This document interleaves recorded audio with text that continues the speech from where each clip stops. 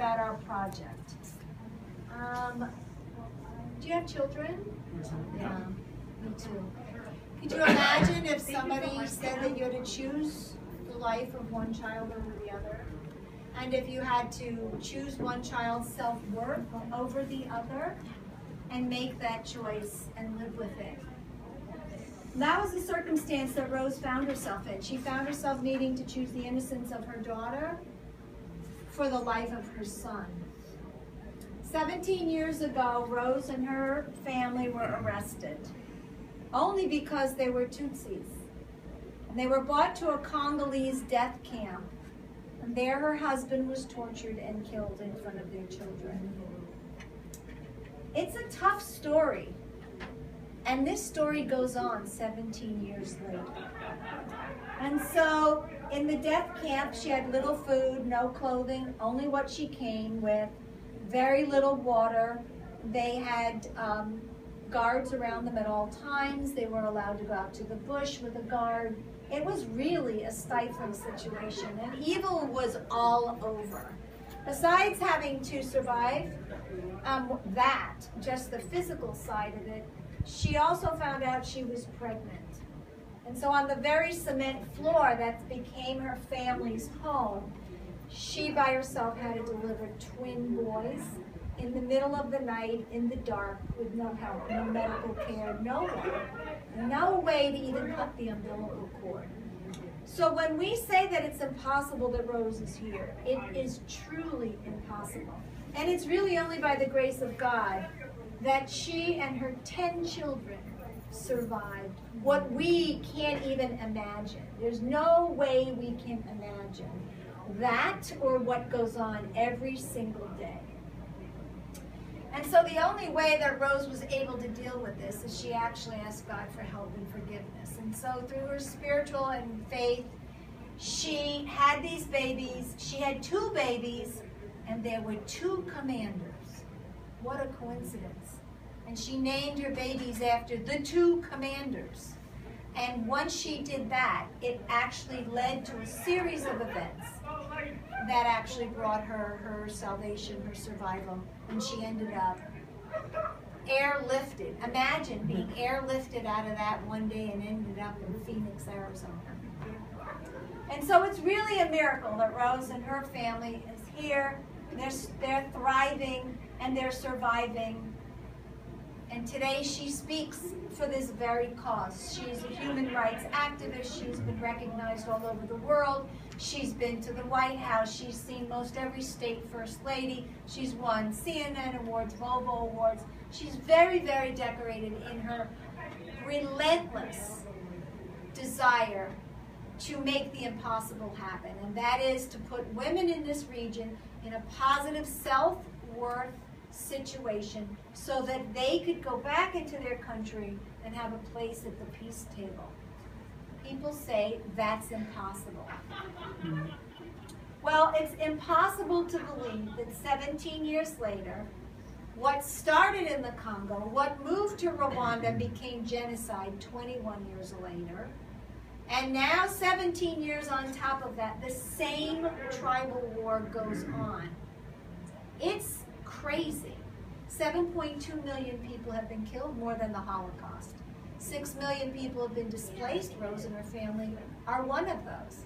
They're displaced all around this region and airlifted into places like the United States. 6 million people that would like to go back home and can't. 45,000 people are ravaged by the violence every single day.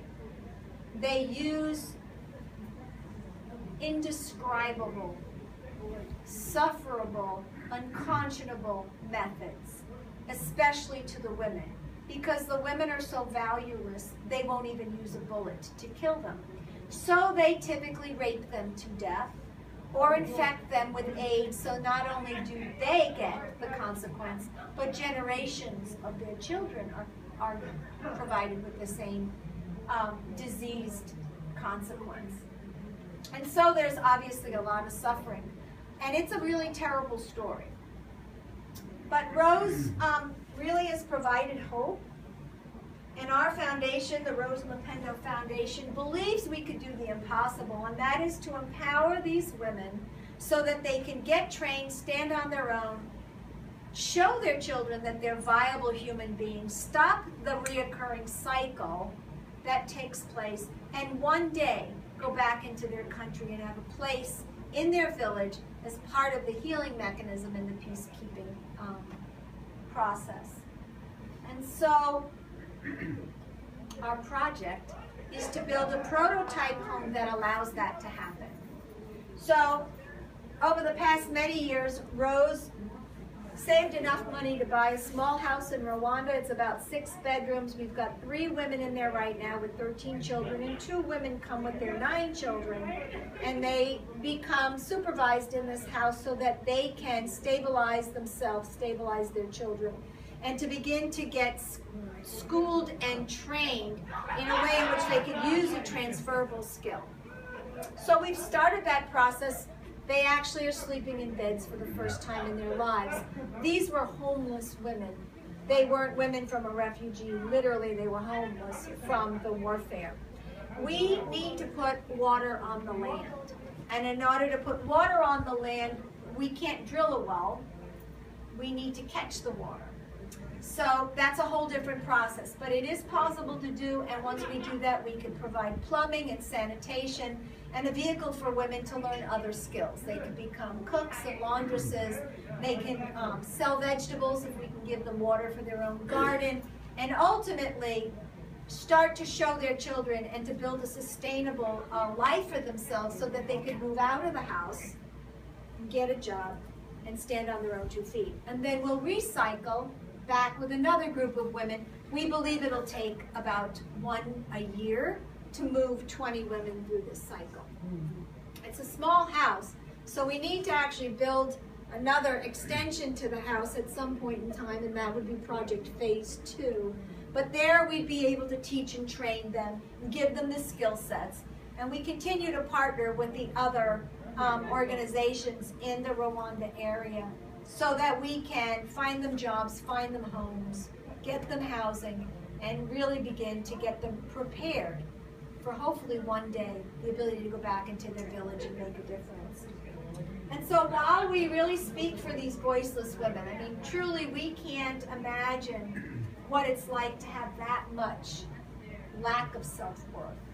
But that's the circumstance that exists. But really what we do is we do the work for this generation of children, because if we could break the cycle, they won't treat their women like that. They won't expect to be treated like that. And they won't perpetuate, a system of evil that is just the way that cycle goes. And so these are the faces that we like to think that the women, the mothers, make a difference. They stand tall for their kids, and then their kids learn to stand tall for themselves.